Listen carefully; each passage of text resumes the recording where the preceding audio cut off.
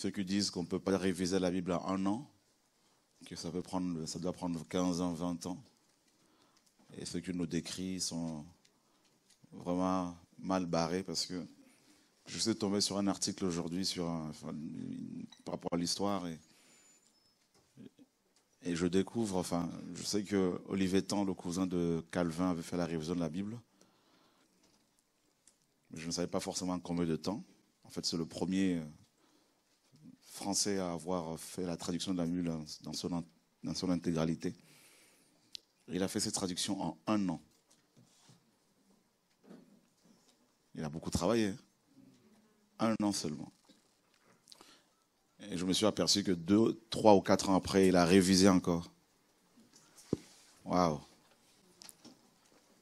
Dieu est bon. Il nous donne toujours des arguments pour fermer le bec des détracteurs. Donc si Olivier Tan a fait ce travail, parce qu'il n'y a pas un verset biblique qui dit qu'il faut réviser la Bible en 20 ans. Voilà. Donc Olivier Tan l'a fait, et tout le monde a trouvé ça normal. Et quand Dieu permet à ce que Chora fasse ce travail, on dit que ce n'est pas normal. Dieu fait ce qu'il veut, non? Voilà. Donc dis à ton voisin, c'est normal. Voilà. On est prêt pour la bataille. Gloire à Dieu. On est en mode combat, hein, depuis notre conversion, parce que Paul dit que nous n'avons pas à lutter contre la chair et le sang, mais contre les puissances, contre les principautés, contre les princes de ce monde de ténèbres. Et voilà. Vous avez été encouragés hier? Beaucoup? Gloire à Dieu. Comment? On va vous passer le micro. Non, parce qu'il y a des gens qui sont chez eux, ils suivent. Alors sans micro, ils n'entendent rien. Et ils sont très embêtés, et c'est normal. Le Seigneur nous pourvoit de l'organe qui convient dans la mesure où c'est lui qui nous recommande. Bon. Oui, mais je veux dire, il y a des gens qui nous suivent, qui aimeraient écouter. Alors, je vais simplement dire... C'est respectueux par rapport à eux. Je vais simplement dire que je viens du même endroit, de la même cité que Barbara, et en fin de compte, c'est un parcours du combattant. Quand on vient par le transport en commun, pas de transport à des heures impossibles, c'est effroyablement... C'est le marathon. Vous venez de quelle ville, là? Poissy, dans les Yvelines. Alors, ça fait 2h30, même plus de transport, etc. La nuit, le truc, on est bon. Alors, j'avais décidé, malgré que j'appréciais énormément ton discours, hein, ta présentation de ta relation avec Jésus, qui est tout à fait atypique au regard de tout ce qu'on peut observer par ailleurs. Tu es extravagant, toi. Tu dis, moi, tous les pasteurs que j'ai entendus, ils disaient tous, je crois parce que c'est écrit dans le livre, qu'ils disent. Mais je crois arriver, là, je suis halluciné, là. Hein, vous vous rendez compte? Je crois parce que je l'ai lu dans le bouquin. Non, mais est-ce que vous vous rendez compte de cela? Est-ce que vous vous rendez compte de cela? Bon, alors il est évident qu'ils ont fait quelques théologies, j'en conviens, mais je sais pas, ils font un job comme on fait 4 années de théologie, alors roule mimite, ça y est, on est validé pour une profession lucrative de pasteur. Bon, non mais c'est comme ça. Alors pourquoi je ne devais pas venir normalement aujourd'hui? J'étais hyper fatigué, je me disais, les Jeannot, c'est pas possible, un truc comme ça aussi fatigant. Oh là là. Puis, et subitement, j'étais dans le métro où je me rendais à bras de fer, et il y a une sœur parmi vous, est venue vers moi et me dit, cher frère, quand tu t'es exprimé, ça m'a littéralement bouleversé. Des fois, on ne se rend pas compte qu'on a un impact au-delà de ce qu'on peut s'imaginer, parce que Jésus, comme il est écrit dans Marc 16, 20, que fait-il? Il accompagne nos paroles, notre témoignage par des miracles et des prodiges. C'est-à-dire qu'il poursuit ce que l'on dit. Il va au-delà. On fait une partie, mais lui, il travaille le sujet après. Et là, j'étais bouleversé. Cette jeune femme, là, cette jeune femme de l'Assemblée, dans le métro, là, juste à côté, enfin dans le RER, juste à côté, j'étais sur le quai, elle me dit, oh mon frère, tu m'as dit des choses qui m'ont littéralement bouleversé. Alors moi qui avais décidé ça, je me suis dit, Jeannot, même si c'est fatigant, à ton âge, de cavaler, faire un marathon, ça fait rien. Si tu as pu, par ton expression, en quelques petits mots, transpercer, avoir un apport, alors, non, tu ne peux pas te défausser parce que c'est le Seigneur qui t'a envoyé et tu dois rester là, combien même pour toi ça serait un petit chemin. Mais je vais vous dire une chose. C'est un bon sacrifice. Je vais vous dire une chose, si vous lisez Ésaïe 40, verset 31, hein, il donne des ailes à ceux qui donnent de la force à ceux qui sont fatigués. C'est-à-dire, en fin de compte, il donne une force insensée, Amen. Des forces insoupçonnables, il surdémultiplie nos capacités en puissance physique, en puissance intellectuelle et en toute chose, bien évidemment, mais il suffit simplement d'être. Mais on ne peut, et je terminerai ma parole, Samira, s'il n'y avait pas eu ces petites sœurs, je ne serais pas là. Bon, je ne sais pas où elle est d'ailleurs, je ne sais pas où elle est, mais il est évident que vraiment le Seigneur, effectivement, il se sert de chacun de nous, et chacun de nous, dans sa petite contribution, est utile à l'œuvre du corps de Christ. Amen. Et il n'y a pas de petites choses. Et je vais vous dire une chose, le plus bel exemple, puisqu'il y a énormément de femmes dans beaucoup d'assemblées, je vais vous dire le plus bel exemple, le plus beau témoignage que je connaisse dans la Bible, n'est pas celui qu'on croit.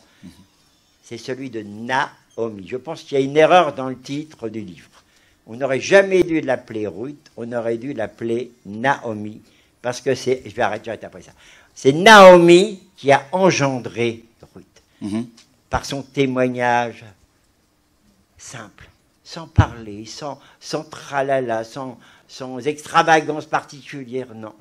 Par son être, du fait qu'elle était habitée de l'esprit du Dieu d'Israël, elle a bouleversé, disons, le cœur de Ruth, qui est devenu ce que l'on est dans la lignée dans la généalogie de Jésus, bien sûr.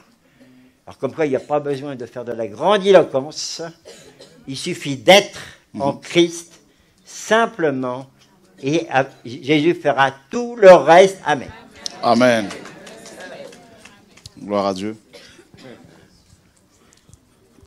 Je leur donne le flambeau à qui vous...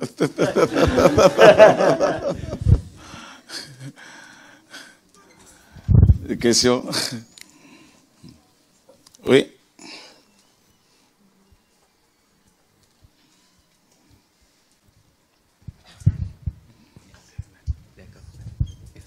Bonsoir tout le monde. Bonsoir. Au fait, j'ai une question par rapport... ça fait bizarre d'entendre ça. J'ai une question par rapport au Saint-Esprit, au fait. Quand David, les prophètes, ils étaient remplis du Saint-Esprit, est-ce que c'était comme les chrétiens d'aujourd'hui, au fait? Comme nous, au fait? Est-ce que tu peux prendre 1 Pierre chapitre 1er, verset 10?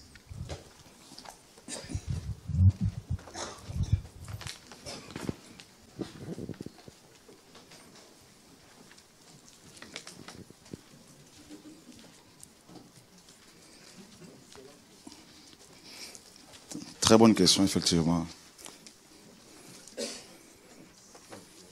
Alors, on entend des discours, on en a entendu, on en entend, du genre, oui, l'esprit n'était pas en eux, il était sur eux, et puis il partait. Et moi, je préfère le témoignage des Écritures, plutôt que des hommes. Donc, 1 Pierre chapitre 1er, verset 10, c'est ça, ouais.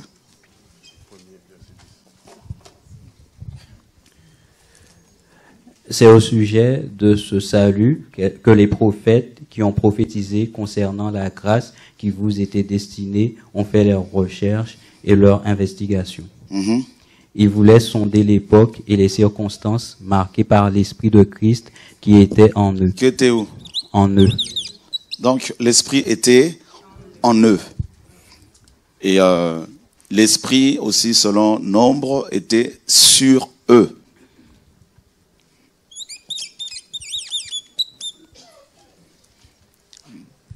Et l'Esprit était aussi avec eux.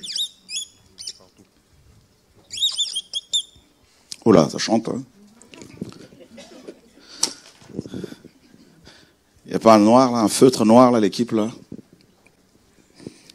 Voilà, donc ici, Pierre nous apprend que les prophètes qui ont prophétisé l'avènement du Messie, qui ont prophétisé sa première venue, sa mort et sa résurrection, et avaient l'esprit de Christ en eux. Déjà ici, nous apprenons que avant l'incarnation de Dieu, donc Yeshua, son esprit était dans les prophètes qui ont parlé de son avènement.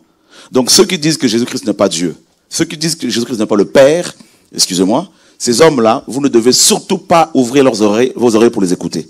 Parce que je ne vous cache pas, ils vous injectent des démons. C'est pour ça que je vous disais hier il y en a qui se sont posé des questions. Pourquoi il est venu comme ça, il est en colère. Quand on touche à la doctrine, ça c'est en fonction de l'appel des uns et des autres.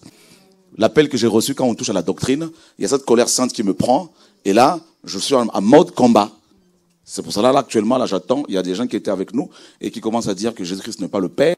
Et s'ils le font, je vais sortir tous les dossiers que j'ai sur eux, les enseignements qu'ils ont donnés sur la divinité de Jésus-Christ, et je vais vous montrer par comment ils sont dans la contradiction, comment ils sont possédés, comment ils sont devenus des chiens et des renards, parce que Paul dit prenez garde aux chiens. Parce que Pierre nous dit que le chien mange et retourne dans ce qu'il a vomi, et ce sont des porcs, parce que Paul dit également, Pierre, pardon, ce sont des porcs qui se vautrent dans le bourbier. Donc quand on touche à la doctrine, surtout quand on touche à la parole du Seigneur, la guerre est spirituelle bien sûr, mais là il faut défendre la parole de Dieu. Hein? Paul encourageait Timothée à défendre la doctrine, à combattre le bon combat, en gardant la foi. Donc on ne peut pas s'amuser comme ça, prêcher des choses hier, et, en disant Dieu a dit, et le lendemain on dit non, il faut changer, parce que voilà, là on apprend ici que c'est l'esprit de Christ qui était dans tous les prophètes avant l'incarnation de ce Dieu, avant qu'il ne se manifeste en chair, avant que le mystère de la piété ne soit réalité. On nous dit que c'est l'esprit de Christ qui était en eux. Or, les Écritures nous disent qu'il y a un seul esprit. De Genèse à Apocalypse.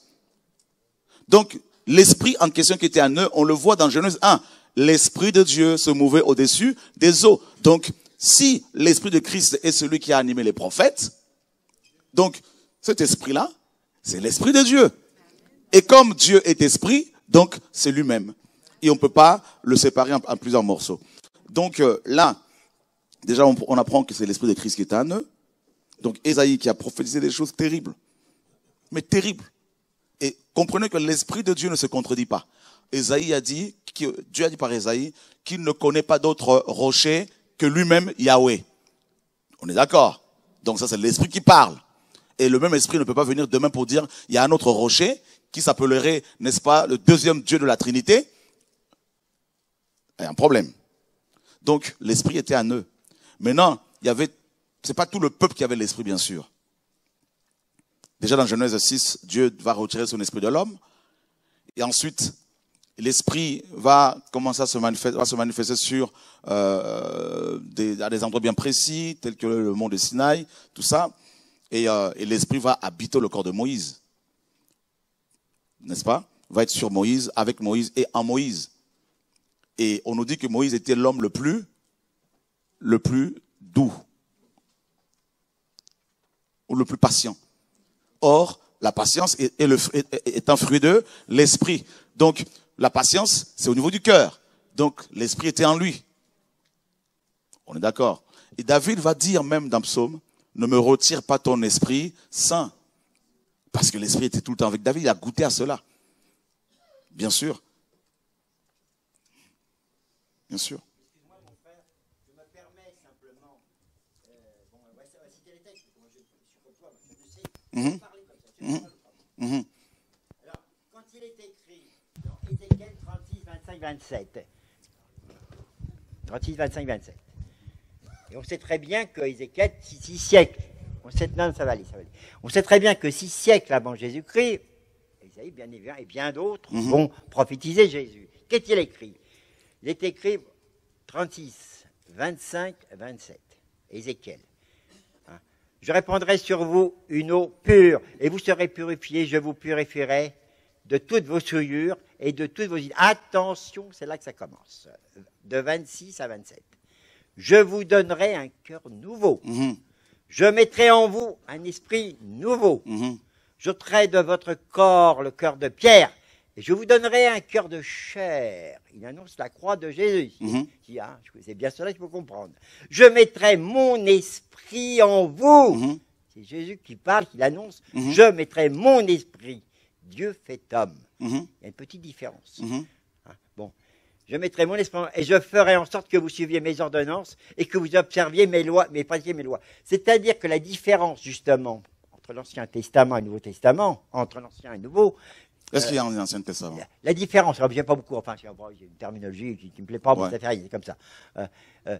Ce que je vais simplement dire, c'est que Jésus, justement, il n'y a qu'un seul médiateur, Jésus-Christ, homme. C'est-à-dire l'esprit de l'homme qui a souffert, l'esprit de Jésus, l'esprit de Dieu qui a souffert dans sa misère, dans toute nature tout à fait effroyablement égaré, plongé dans les ténèbres. Dieu fait homme, à ce moment-là, il est écrit dans ce texte que je viens de lire à l'instant. Alors, ça pose un problème, j'en conviens, de se dire, et le frère a posé une extraordinaire bonne question, quelle est la différence entre avant la croix et après la croix? Tu viens de dire que c'est la même chose. Le texte dit je me pose la question. Si, c'est la même chose. C'est la même chose, justement, parce qu'on est dans la parole. Là, celui qui parle ici, c'est le Seigneur, mais il a saisi Ézéchiel. Les Écritures nous disent, dans Samuel, le prophète dit à Saül, quand tu vas rencontrer les prophètes, tu vas commencer à prophétiser, l'Esprit de Dieu te saisira et tu seras changé à un autre homme. Dieu n'a jamais changé sa manière d'opérer. Sauf que, c'est pour ça que j'ai posé la question, est-ce qu'il y a un Ancien Testament? Il n'y a pas d'Ancien Testament. Oui, mais si tu prends Galates 4.6, redoutable, pas propos, Galates 4.6, je vous recommande Galates 4.6, où il est écrit que Dieu, en personne, le Père, a mis en nous l'esprit de son Fils. Bien Galates 4.6. Bien sûr. T'as compris? Bien sûr. Noé, juste 2 secondes. Noé, l'homme le plus patient. L'homme le plus intègre. Noé trouva grâce aux yeux du Seigneur avant Moïse. On nous dit que Noé a été gracié. Il a été visité par la grâce. Dieu a toujours été le Dieu de grâce. Et on nous dit que Noé était intègre. Mais l'intégrité, peut-on devenir intègre sans la transformation par l'Esprit de Dieu? Non. Parce que le cœur de l'homme est abîmé par le péché. Oui, avant la promulgation de la loi, avant la grâce, que la grâce ne soit promulguée par Yeshua. Oui. Je finis. Vas-y. On est à l'école, s'il vous plaît. Donc, avant la grâce, avant que la grâce ne soit révélée, avant que la loi ne soit révélée, Dieu a toujours, n'est-ce pas, depuis que l'homme a été créé, Dieu s'est toujours révélé. Il y a toujours eu des cœurs des personnes qui ont été transformées par la puissance de Dieu. Et je penserai à Ésaïe 41, 10, tu connais? Ne promène pas des regards inquiets, car je suis avec toi. Et je te soutiens, par quoi? Par ma droite triomphante. Ouais. Et c'est Ésaïe, bien sûr, 8 siècles avant que Jésus débarque, qui va le dire. Je te soutiens, c'est l'Éternel, le Père qui parle, par ma droite triomphante. Donc, c'est bien de Jésus dont il est parlé. Mais Jésus est Dieu? Non, mais c'est une interrogation, tu as bien compris, qui... Mais les Écritures affirment clairement qu'il est Dieu. C'est écrit. Si, c'est écrit noir sur blanc. Non, garde-toi de dire qu'il est écrit. C'est écrit. Il est écrit. Non. Écoute-moi, les témoins de... Non, ce que je veux simplement dire, il y a la manière de dire qu'il est écrit. Est-ce que vous croyez que Jésus est Dieu? Mais bien évidemment. Amen. Mais ce que je veux te dire, il est écrit, j'arrête. Dans 2 Corinthiens 4, versets 3 et 4, bon, je ne dirai pas plus, non. Il est écrit, si l'évangile est voilé pour vous, elle est voilée pour ceux qui périssent. Ça veut dire que l'esprit de Jésus va graduellement nous révéler, nous dévoiler la compréhension qu'on doit avoir des Écritures. Et on sait très bien, quand on commence avec les Écritures, plusieurs années après, on va s'apercevoir que l'éclairage que l'on avait sur tel ou tel texte va se trouver complètement transformé parce que Mais la le question voile... du frère, parce que là, on perd du temps. La question du frère est simple. Est-ce que les gens qui ont vécu avant la loi Oui, ou pendant la loi avaient l'Esprit de Dieu comme nous? L'Esprit de Oui. Jésus. Non, l'Esprit de Jésus. L'Esprit de Jésus, il est Dieu, parce qu'il est Dieu. C'est le même Esprit. C'est écrit, Esprit de Dieu, Esprit de Jésus. Donc, c'est le même Esprit. Il n'y en a qu'un. D'accord? Donc, voilà. Donc, ils avaient l'Esprit de Dieu, effectivement, comme nous, sauf que nous sommes dans le corps de Christ. Et que eux, ils n'étaient pas encore dans le corps de Christ. Ils étaient, bien sûr, ils vivaient le royaume de Dieu. Mais le même Esprit que nous avons, ils l'avaient. Et ils ont subi la même transformation que nous. Voilà. Parce que David était l'homme selon le cœur du Seigneur et craignait Dieu. On ne peut pas craindre Dieu sans l'Esprit. La parole nous dit. On peut être convaincu du péché sans l'Esprit. Voilà. Donc, on ne va pas tournoyer parce qu'on n'a pas beaucoup de temps. OK. OK. Quelqu'un d'autre? C'est l'école, donc il faut vraiment aussi accepter d'apprendre. Voilà. J'ai une question par rapport au corps. Parce qu'habituellement, c'est une question que j'ai déjà posée avec un ancien, mais comme vous avez énuméré le test hier, je vais reposer la question. C'est par rapport au corps du Christ dans 1 Corinthiens 12. 1 Corinthiens 12, verset 12. Car comme le corps est un, et cependant a plusieurs membres, et comme tous les membres du corps, malgré leur nombre, ne forment qu'un seul corps, il en est de même de Christ. Ici, on parle du corps qui contient plusieurs membres. Est-ce que d'après ce verset-là, il est logique de dire « moi je suis l'Église » ? Non, parce que je ne suis que... On ne peut pas dire de manière personnelle « je suis l'Église ». Ça, c'est une erreur parce que l'Église, c'est ecclésia, c'est l'assemblée. Donc, je viens d'ecclésia, c'est l'assemblée. L'assemblée, église, assemblée. Donc, je suis le temple du Saint-Esprit de manière personnelle, individuelle. Et lorsque nous nous assemblons en tant qu'église locale, nous sommes aussi le temple du Saint-Esprit. Et l'église corps, c'est-à-dire l'ensemble des chrétiens du monde entier, constitue aussi le temple du Saint-Esprit. Ouais. Amen. Donc les chrétiens ne doivent plus dire individuellement « je suis l'église ». L'église, personnellement, non. Moi-même, je suis l'église, non, parce que l'église, c'est un corps. C'est une assemblée. Bonsoir. J'ai deux questions. Est-ce que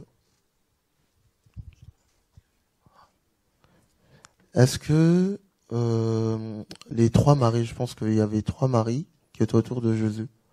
Et du coup, est-ce que, par exemple, Marie de Béthanie, je crois, ou les deux autres, est-ce que c'était trois personnes distinctes? Trois personnes différentes ou oui. Une seule? Oui. Trois personnes distinctes, ouais. Marie de Magdala, elle était posée de sept démons, par exemple. Il y a à chaque fois quelque chose qui les différencie, tout ça là. Et puis Marie, la mère de Jésus-Christ, homme, bien sûr. Du coup, c'était une coïncidence qu'elle s'appelle toute Marie, quoi, simplement. Non, parce qu'en fait, c'est Myriam. C'était un prénom très connu chez les Hébreux. Marie vient de Myriam, la sœur de Moïse, tout simplement. Donc, tout comme Jésus, c'était un nom, Yeshua, c'était un nom très connu, très répandu. Et par exemple, Josué, c'est Jésus. Josué, c'est Yeshua, et qui a donné Yeshua en araméen et Jésus en grec, et puis Jésus en français. Donc, c'est des prénoms, en fait, très, très répandus chez les Hébreux. D'accord. Voilà. Et la deuxième question, c'est par rapport à 1 Samuel 16, au verset 2. Je crois que le Seigneur, il parle à Samuel et il l'envoie en fait chez le père de David. Et Samuel, ayant peur de Saül, je crois, il lui dit, de peur que je meure, en gros, qu'est-ce que je devrais dire en fait. Et j'ai pas compris ta question. Je prends le passage en fait.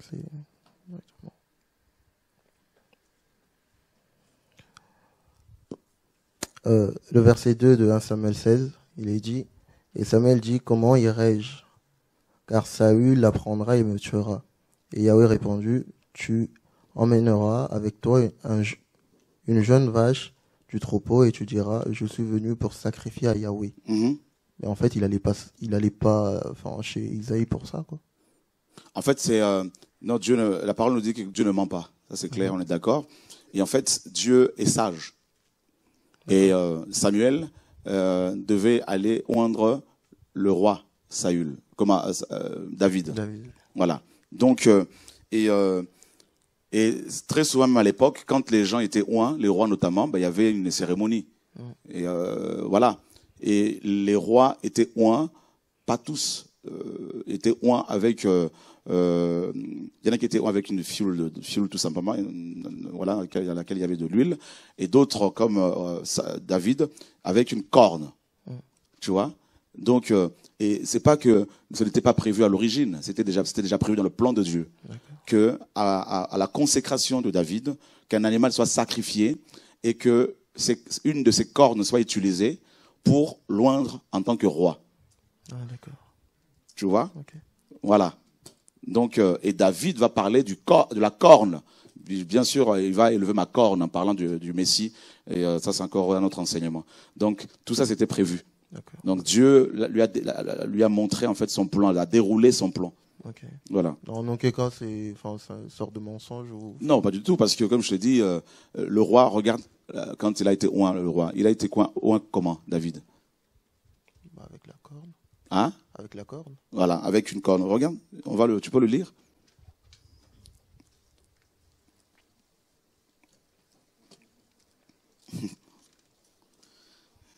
Et comme le frère disait, effectivement, Dieu dévoile son projet, sa révélation. La révélation est progressive. Et là, il lui a dévoilé de manière progressive son plan. Au verset 1 Samuel 16, au verset 13. Alors Samuel prit la corne d'huile et l'oignit au milieu de ses frères. Tu vois? Il a pris la corne d'huile. Donc, c'était la corne de cet animal-là. D'accord. Ou de l'animal sacrifié. Voilà. Donc, c'est comme ça. C'était parce que dans Daniel 8, 20 à 23, on nous dit que les cornes représentent les rois, les royaumes. Et contrairement à Saül, qui lui était oint avec une file d'huile, et David, c'était vraiment avec la corne, parce que son autorité devait perdurer. Parce que la corne ici nous parle du Messie, nous parle du règne millénaire. Voilà. Alors que Saül a été demandé par le peuple.